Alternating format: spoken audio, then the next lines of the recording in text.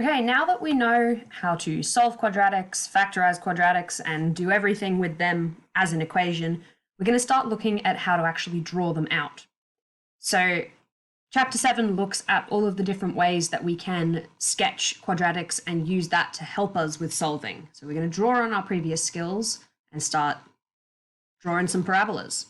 So from this video, you want to know what the basic parabola y equals x squared looks like.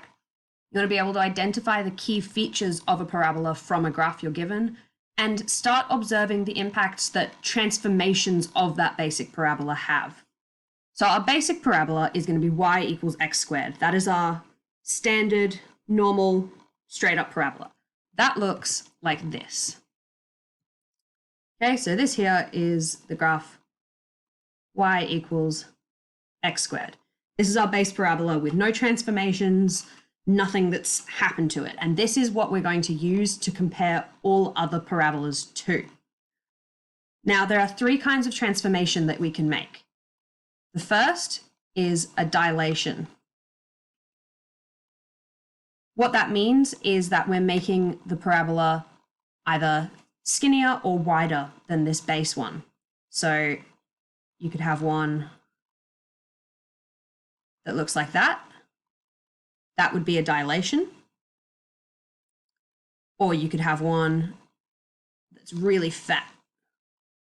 It goes like that. That's also a dilation. So dilation, skinny or narrow. So that's how wide it is.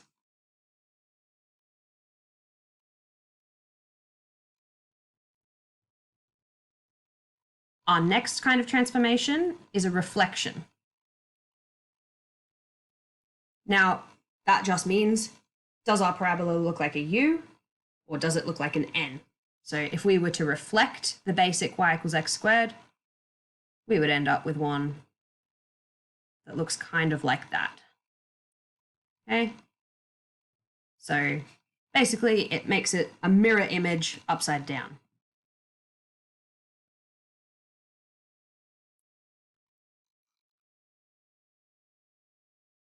Our third kind is actually two different ones. So you can have a translation.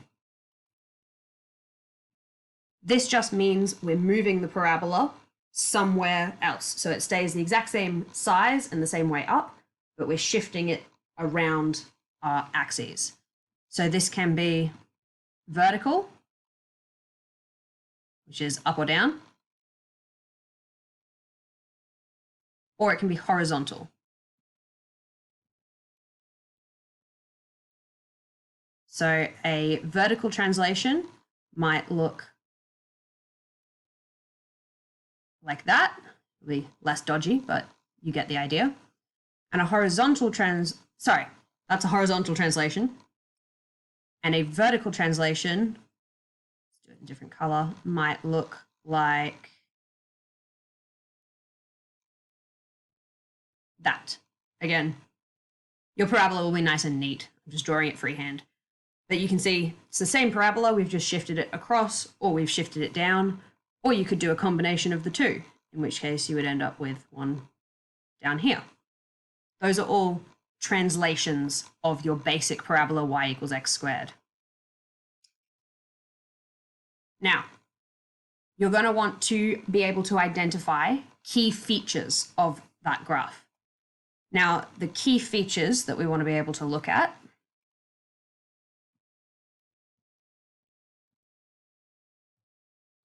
are going to be the coordinates of the vertex. So vertex coordinates, which just means what is the coordinate of this point here. So in this case, it would be 0, 0.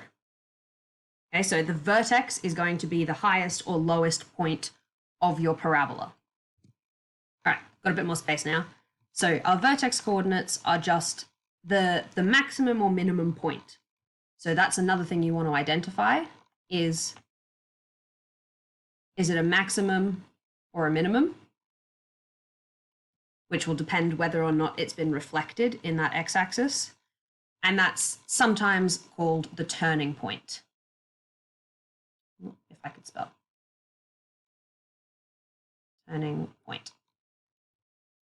Because that is where it goes, if you follow the graph, it's going down, down, down, down, down, down, down, hits that turning point, and that's where it starts going up again. And also remember that when we're thinking about this as the graph of y equals x squared, that literally means that whatever our value of x is, we would square it, and that would be the value of y. So for instance, if x is 1, 1 squared is just 1, so it stays as 1 on the y-axis. 2 squared is 4, so when x is 2, y is going to be 4, and so on. So our next thing, we want to know where the axis of symmetry is. That just means, where is the point where our graph is symmetrical around? In this case, our axis of symmetry is at 0 because it's at x equals 0. Because in this graph, in our basic graph, our turning point is at 0, and basically your axis of symmetry is always going to be the x coordinate of your vertex, because that's where the middle of your parabola is, effectively. And then you're going to want to know your y-intercept and your x-intercept. There might be 2 of them, depending where your parabola is. So again, in the basic parabola, lost my mouse again, it's very easy. It's at y equals 0, and it's at x equals 0. When there's some transformations, that's obviously going to be different. So here's an example with a little table that's helping us to identify some of the features that we need to look at. And we can start using this to look at how the equation changes and what that does to the graph. We're going to look at that more specifically in the next lesson, but this starts giving you a bit of an idea. So first, we want to know for each of them, does it have a maximum or a minimum turning point? So A is U-shaped, so it has a minimum. B is also U-shaped, that's a minimum.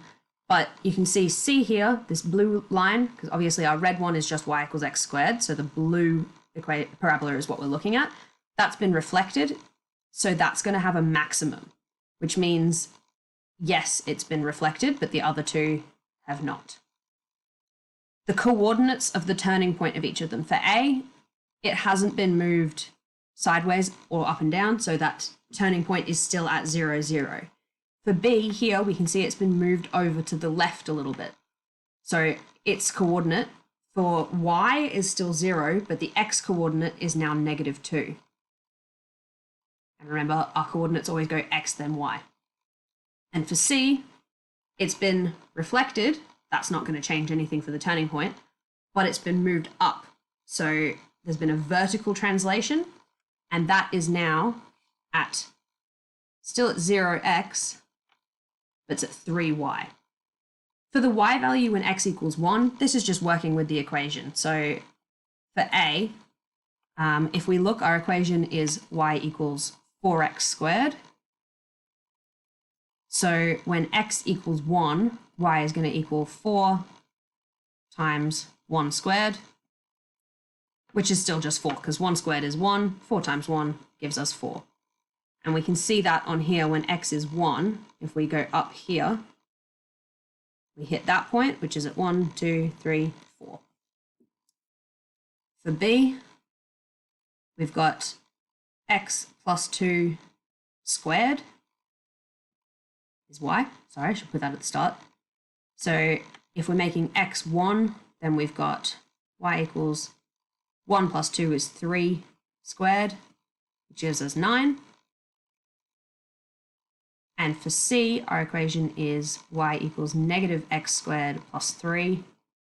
So we've got -1 squared plus 3. That's a positive 1. -1 squared is positive 1. So 1 plus 3 gives us 4. Except then I look at the graph and I can see that's not 4, so I wonder what I've done wrong. What I did wrong was in here, it's actually negative 1 squared, not negative 1 squared. So that becomes still just negative 1 plus 3, which gives us 2. Got to be careful with those negatives, and it always helps to have the graph there because then you can check your answer. And finally, we want to check whether there has been any dilation. So in this first one, this is obviously a lot narrower, so we can say it's narrower. This one doesn't look like it's changed, so we can say it's the same. And C, I would say, hasn't changed either. It looks pretty much the same width. So that one's going to stay the same. I'm not going to have you try any of these yourselves at home because I think they're pretty simple, and if you're having any issues, they'll have come up while you're watching, I think, and we can address them in class. So just make sure you're making a note when you work on them of what transformation, so what has changed in the equation and how that might have changed the graph. Start making a note of that so we can explore that further next lesson.